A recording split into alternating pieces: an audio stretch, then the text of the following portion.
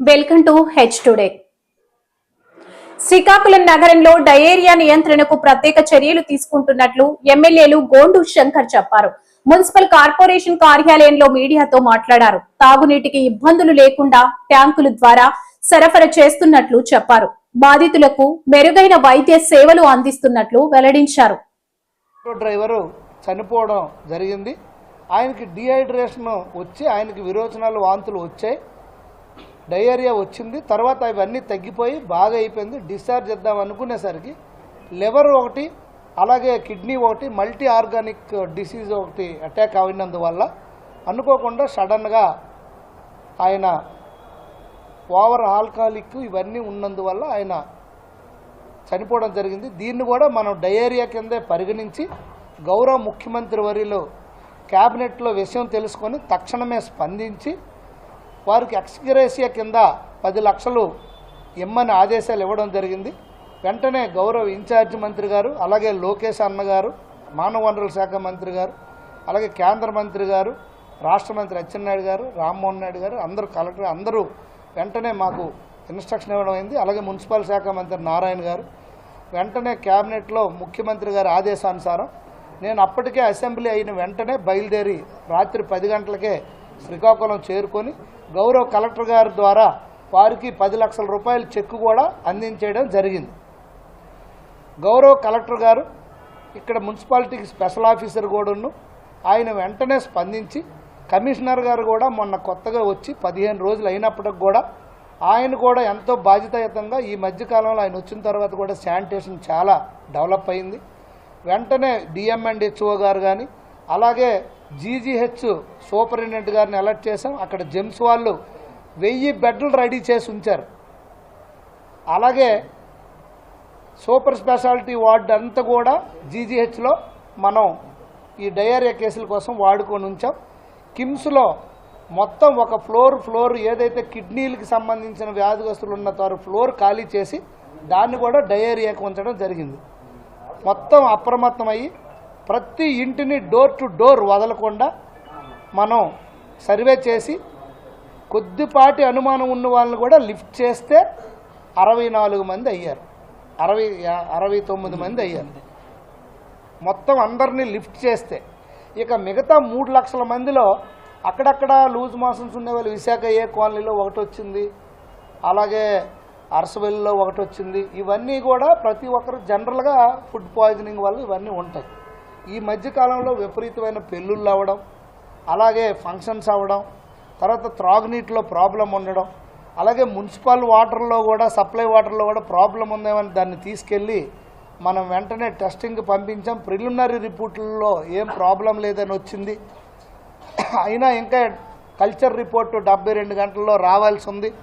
దాన్ని కూడా మేము పూర్తిగా స్టడీ చేస్తున్నాం. తర్వాత కొన్ని వాటర్ ట్యాంకులు ఈ మధ్యన క్లీన్ చేయడం జరిగింది. అప్పుడు ఏమైనా కొద్దిగా ఏమైనా ప్రాబ్లం వచ్చిందా అనేది దాన్ని కూడా చూస్తున్నాం.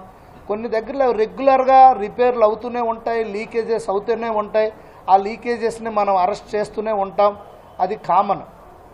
కానీ ఇక్కడ ఇంత చేస్తుండి ఇంత యుద్ధ ప్రాతిపదికన మనం పనులు చేసి అక్కడ ఉన్న ప్రజలు కూడా ప్రశాంతంగా ఎంతో దీనిగా ఉంటే ఒక పక్క ఇంత కష్టకాలంలో దీనికి సహాయపడాల్సింది పోయి అడ్డగోలుగా వైసీపీ నాయకులు మాట్లాడడం, దీన్ని రాజకీయం చేయడం చాలా దురదృష్టకరం. 3-4 చనిపోయారు అంటారు. 3-4 ఏంటి, ఎంతమంది చనిపోయారు, పేర్లేంటి వాళ్ళది ఇవ్వండి. ఇంకొకరు కూడా దమ్మల వీధి ఏరియాలో బోడమ్కోవల్ ఏరియాలో చనిపోవడం జరిగింది. వారు బ్రాడ్ డెడ్, హాస్పిటల్కి తీసుకెళ్ళినప్పుడే బ్రాడ్ డెడ్. అయితే వాళ్ళ ఇంటికి తీసుకెళ్ళిపోయారు.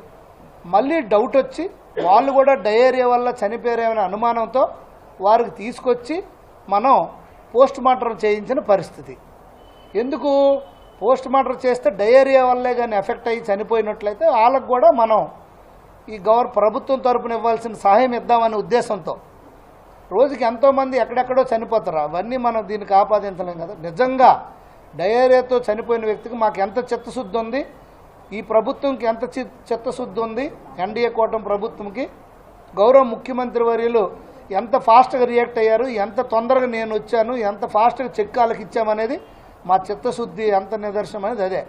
కలెక్టర్ గారు రైంబౌలు అదే పనిలో ఉంటూ జిల్లా యంత్రాంగాన్ని అంతా ఇక్కడే ఉంచి పబ్లిక్ హెల్త్ ఎస్సీ గారిని తీసుకొచ్చి ఆర్డీఎంఈని తీసుకొచ్చి అందరూ నిత్యం అదే పనిలో ఉండి డయేరియా నిజంగా ప్రబలితే ఈపాటికే వందలాది కేసులు వేలాది కేసులు వచ్చేయాలి. మనందరికీ తెలిసిందే. డయేరియా వ్యాధి ప్రబలింది అంటే వందలాది మంది పేషెంట్లు వచ్చేస్తారు. ఎక్కడైనా నిజంగా పొల్యూషన్ జరిగి, ఎక్కడైనా నీటి కాలుష్యం జరిగినా, నీటి పొల్యూషన్ జరిగినా, ఫుడ్ పాయిజనింగ్ జరిగినా 30 కేసులు రావు, వస్తే వందలాది కేసులు వస్తాయి. ఈ 30 కేసులు వచ్చాయంటే అర్థము మనం ఇమ్మీడియట్గా యాక్షన్ తీసుకొని దాన్ని వెంటనే మనం ఎక్కడికక్కడే చర్యలు తీసుకోబట్టే 30-40 కేసులతో ఆగింది. ఈరోజు నిన్న 20 మందిని మనం ఇంటి నుండి తీసుకెళ్ళిపోయాం, బలవంతంగా తీసుకెళ్ళి వాళ్ళకి ట్రీట్మెంట్ ఇచ్చిన పరిస్థితి. మీరు కావాలంటే అందరు కూడా వచ్చి ఇప్పుడు హాస్పిటల్లో చెక్ చేసుకోవచ్చు, వారితో మాట్లాడవచ్చు. నేను ఈ 69 మంది పేషెంట్స్తో ఇప్పుడు వచ్చి మాట్లాడుతున్న మాటలు ఇవి. పైగా ఆ వార్డుల్లోకి వెళ్ళి మొత్తం అంతా చెక్ చేసాం. ఎవరైతే నిన్న సురేష్ అనే వ్యక్తి చనిపోయాడో ఆయన నర్సనపేట ముందు రోజు ఫంక్షన్కి వెళ్ళి రావడం కూడా జరిగింది. వాళ్ళ పేరెంట్, వాళ్ళ ఇంట్లో వాళ్ళ మిస్సెస్ ఉన్నారు, వాళ్ళ పిల్లలు ఉన్నారు, వాళ్ళు ఎవరికి కూడా డయేరియా సిమ్టమ్స్ కూడా లేవు. కనీసం ఒక్క విరోచనం కూడా వాళ్ళు ఎవరికి అయిన పరిస్థితి లేదు. ఇది ఒక డిఫరెంట్ కాజెస్ వల్ల అవుతున్నాయి. ఒక పాప ఈరోజు జాయిన్ అయింది, ఆమె వైజాగ్ నుండి వచ్చింది పొద్దున్నే వచ్చినంటే మోషన్ అయినందువల్ల అని వెళ్ళింది. ఇంకొక అరసవిల్లు వచ్చిన ఆవిడ ఒక చనిపోయిన ఫంక్షన్కి వెళ్ళింది, వచ్చారు. అలాగే డిఫరెంట్ ప్రాబ్లం చెప్తున్నారు. పోనీ ఇంతందరికీ డయేరియా వచ్చిందంటే ఆ పరిస్థితి లేదు. ఒక దగ్గర చికెను బోర్డు పెట్టి 250 చికెను 190కే అమ్మారన్న పరిస్థితిలో ఉంది. ఆ చికెను కొంతమంది మేము కొన్నామయ్యా, ఆ చికెను మటన్ కొనేసి అక్కడి నుండి తెచ్చామని కూడా కొంతమంది అంటున్నారు. సో ఇలా ఫుడ్ వల్ల కొద్దిగా నీడ్ ఎఫెక్ట్ కూడా ఉండొచ్చు. ఇలాంటి సందర్భంలో మనం హెల్ప్ చేసి తోచినంత సహాయం చేసి అక్కడ ప్రజల్ని ఆదుకోవాలి. ఇది నిజమైన సేవా దృక్పథం అంటే. కానీ వైసీపీ నాయకులు కొంతమంది వచ్చి అక్కడికి వచ్చి దొంగ నాటకాలు